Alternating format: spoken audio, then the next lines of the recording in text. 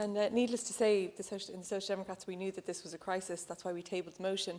But since then, in engaging with schools in Cork South West and beyond through receiving messages on social media, I'm realising how truly desperate this situation has gotten.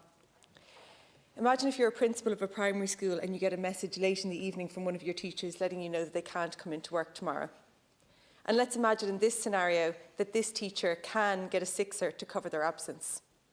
First, you must ring the teachers on the substitute panel. In some places, that's only 2 teachers for up to 30 schools, to confirm what you already know, that in all likelihood they are not available as they're scheduled to work elsewhere. Then you have to spend hours ringing around to see if you can find anyone else. Again, this is likely to be a pointless task. One principal described the dread to me they feel every evening at the prospect of a teacher calling in sick, as they know they'll have to go through what they called pointless hoops and merry-go-rounds to try and find a solution.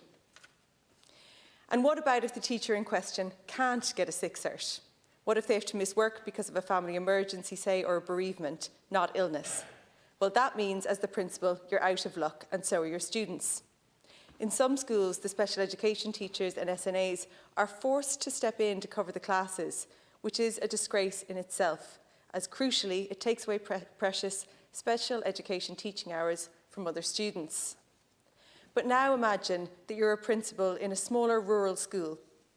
You don't have a special education teacher on staff, or you only have one in their own class. And you're not just the principal, you also have classes of your own to teach.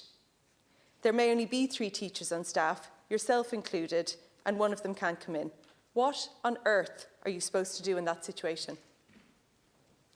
Due to the changes in the substitution rules, there are classes in schools around Ireland that are left without any teacher or even basic supervision, potentially for weeks at a time. The few schools that I spoke to who weren't having issues getting substitute teachers said it's because they've established a relationship with subs in the area who are not on the panel. They said there's no point in trying to get the ones on the panel as they are constantly in demand. Minister, do you recognise that teachers need leave for reasons other than illness, and that in those instances, students still need teachers? And do you recognise that the panels are not sufficient? Another issue that could easily be addressed is that there is no central vetting system for SNAs. Therefore, an SNA needs to be vetted by each individual school. That makes it unnecessarily hard to get a substitute SNA. One school pointed out to me that there could be a vetting system for SNAs similar to the Teaching Council. That school was down to 2 SNAs that day. Minister, children with disabilities and special educational needs are being failed by the state every single day. First of all, they have a disgracefully long waiting list to contend to. That's just to get an assessment of needs. That's before you join the disgracefully long waiting lists for the essential therapies that you need. Early intervention is a pipe dream when you're on these waiting lists. Accessible transport is another area where these families are being failed. The list goes on. I could quite literally go on all day. The least that people should be able to expect is a place in a suitable class in a school. That is the bare minimum, and some don't even get that. Schools in Cork South West that have been in touch with the NCSE about this aren't even getting a reply. Schools have inquired with the CNO and again haven't received a reply. One principal described this to me as like sending a message to Pluto. In the meantime, parents are asking schools if there will be a place for their child in September 2023. What are the schools supposed to say to these families?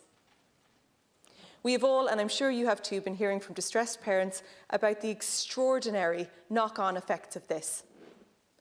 To think that for those who do manage to get an appropriate place in a class, the staff allocation to meet their needs is being taken away because yet again the fate is sailing them is actually quite hard to fathom.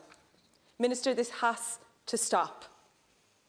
That the only solution we're hearing from government during a staff shortage is to make the job less desirable by removing the option of a career break is a sad and quite frankly worrying indictment of where we're at. It also isn't surprising. This is the kind of counterproductive approach that we have come to expect.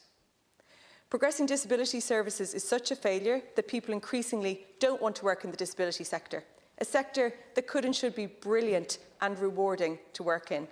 The same is starting to happen in teaching. We need to immediately establish an emergency teacher supply task force informed by stakeholders to identify tangible solutions to the shortages, as well as all of the other calls in Social Democrats motion that have been outlined by Deputy Gannon.